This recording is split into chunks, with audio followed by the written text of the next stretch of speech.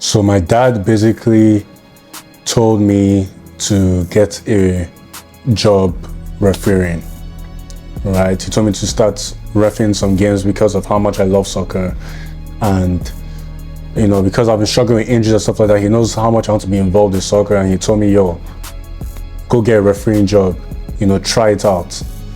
And what happened was, I already know some ref friends, right? And those guys, I went to go to talk to them about how I can become a referee and stuff like that.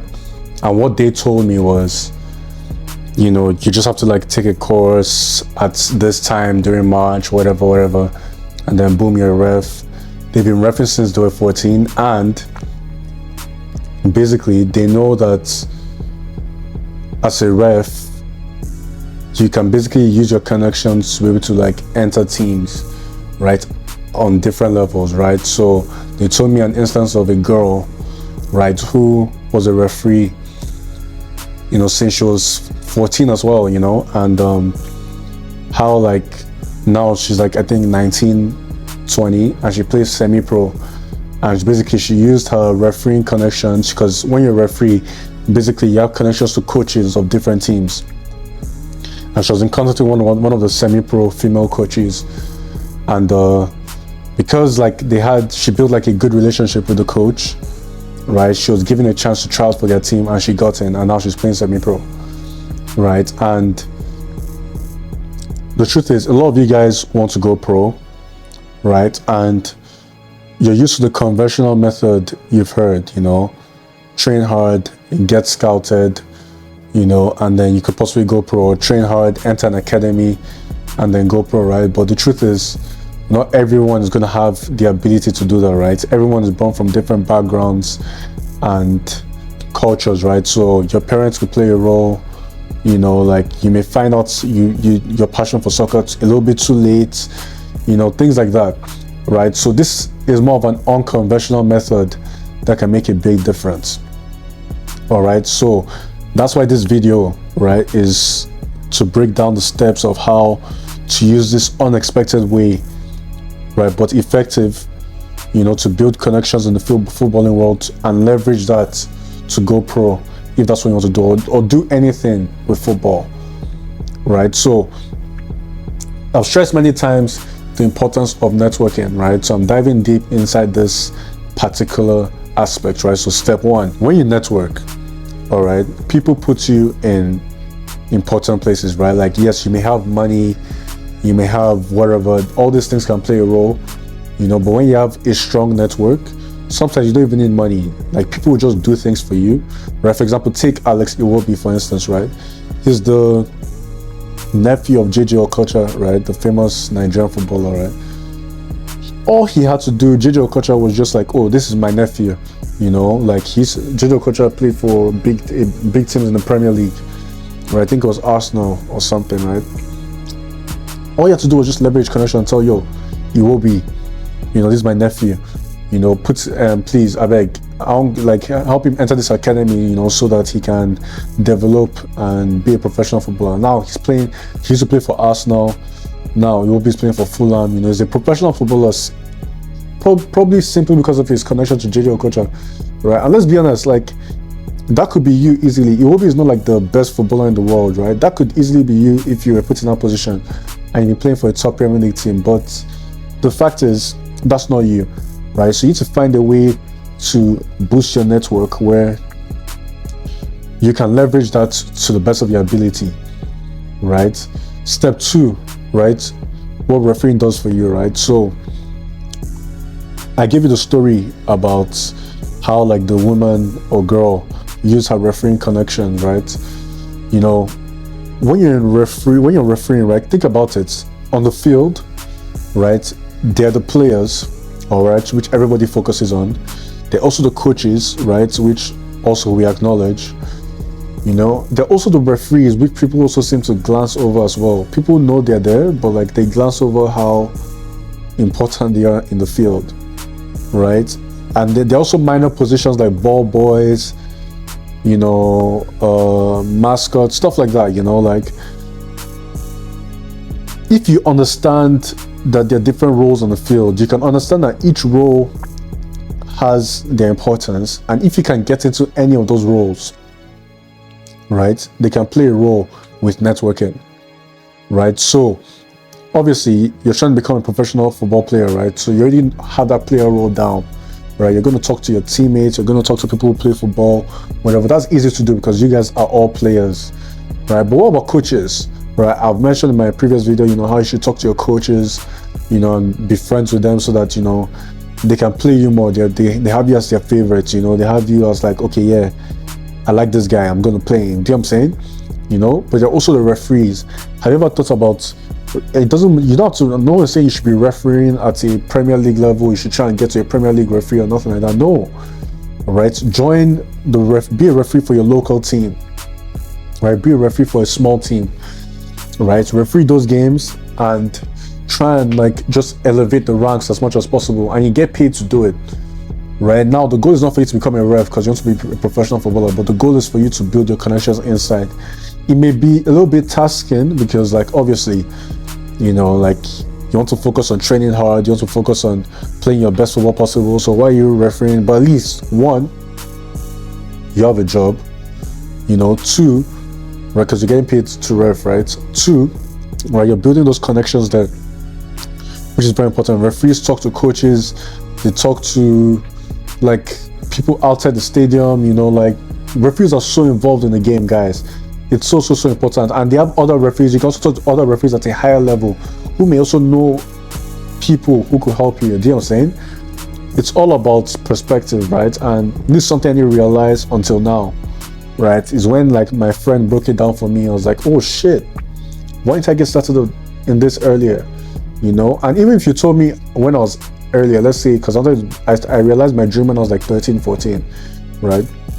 Even if you told me earlier, I'd still be like, you know, like, nah, I just want to focus on getting better. Do you know what I'm saying? Because I'm stubborn, right? You need that. This is why it's very important, like, you're watching my videos and like you're listening to mentors and stuff like that, right?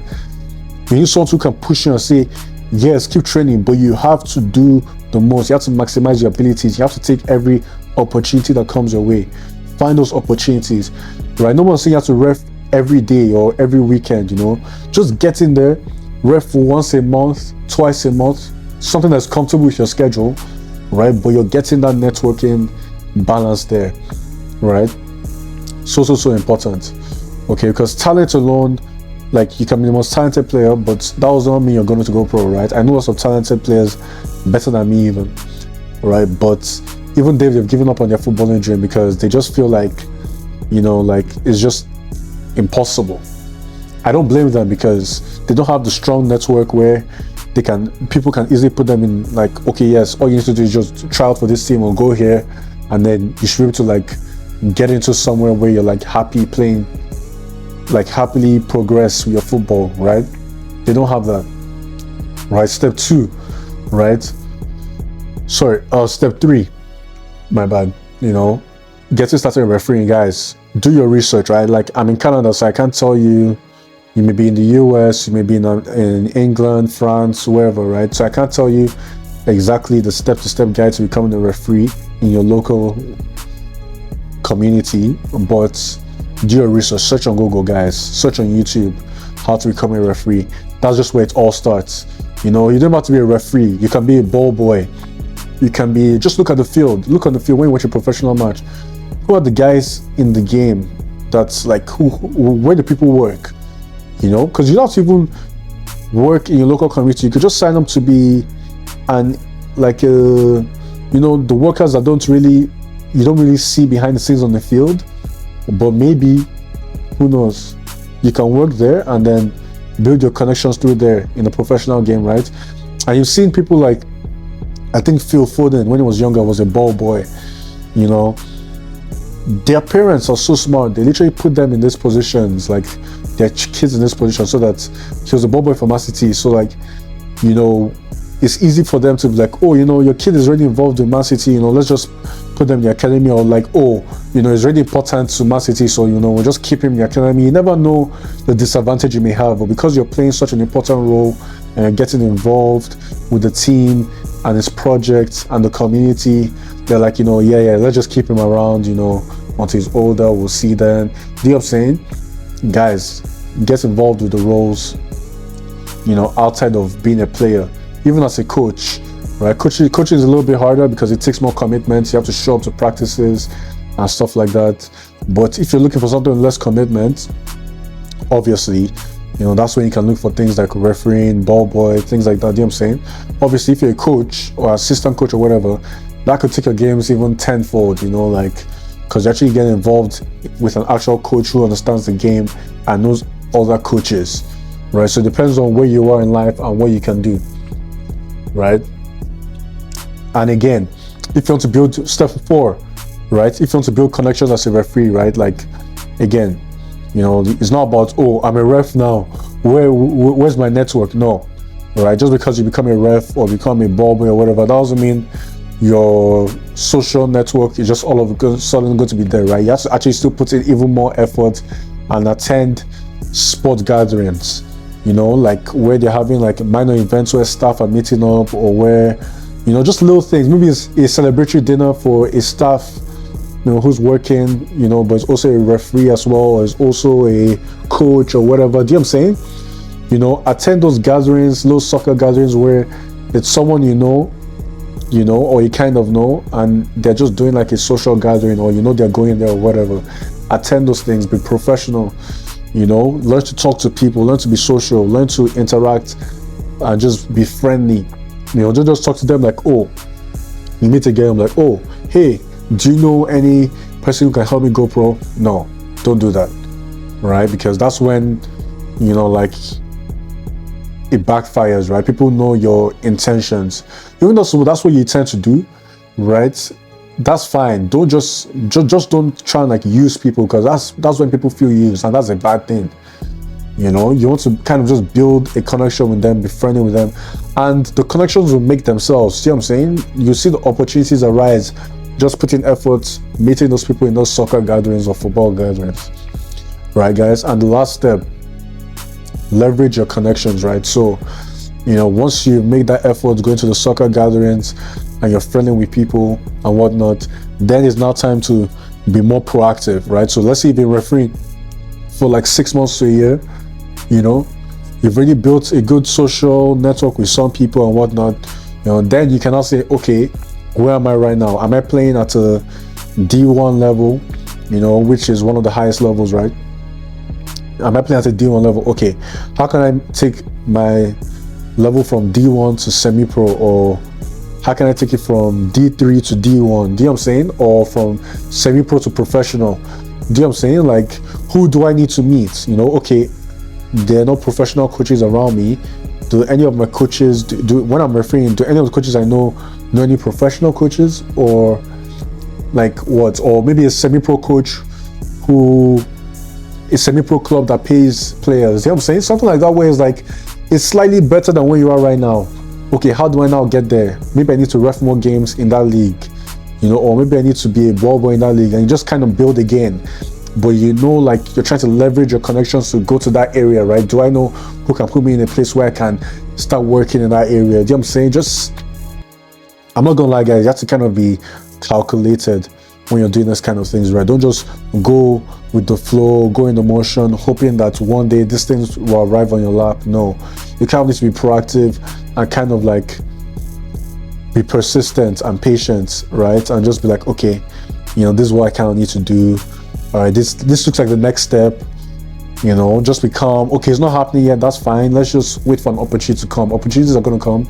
It's fine. I'm just going to keep training hard, keep playing, you know. Because, guys, I used to be focused on like, okay, I used to be focused on like, I have to be perfect with soccer. I have to be good. I have to be the best, you know.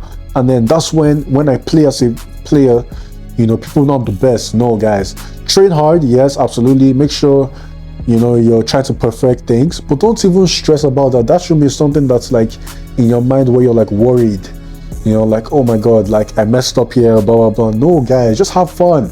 Have fun with the football, you know, do your skills, make a nice pass, try and be creative. Bro, you're playing at a low level. You're playing at a low level, man. Like, all these things don't matter as much, man. You know, it's when you start going pro You know, that's when you get criticisms from people. And even then, when you're getting criticized by people, right, you know, you want to be able to like kind of block it off, right? So all the more reason to take soccer more lightly, but still train hard, right? You're taking it seriously but lightly. It doesn't matter if I make a mistake, you're learning. You know, you're going to keep playing your best, because at the end of the day, you already know talent is not going to take you there. It's your connections, right? So as long as you're good enough, you know, you're smart enough, like you're actually intelligent, because game intelligence is important, right? You're actually intelligent where you can play proper football. The coaches will be able to see the game intelligence, and you know, you have the good technical and physical abilities to be able to do what you need to do. You know, then okay, now you're talking. You should be able to get there wherever you want, right? So keep that in mind, guys. You know, and by the way, if you're interested in any one-on-one coaching with me, you know, link in the bio, link in the description, you know, and you can book a call with me, and then I can help coach focus on like your ability one-on-one, you know, like anything, any issues you're going through or any specific things you're trying to figure out for yourself specifically, right? So just click the link in the description, you know, I'll see you there. And so guys, like, comment, and subscribe, and click on the post notification bell, guys, so that, you know, my videos can pop up. It helps the algorithm as well, right? And don't forget to like the video. I'll see you in the next one. Peace.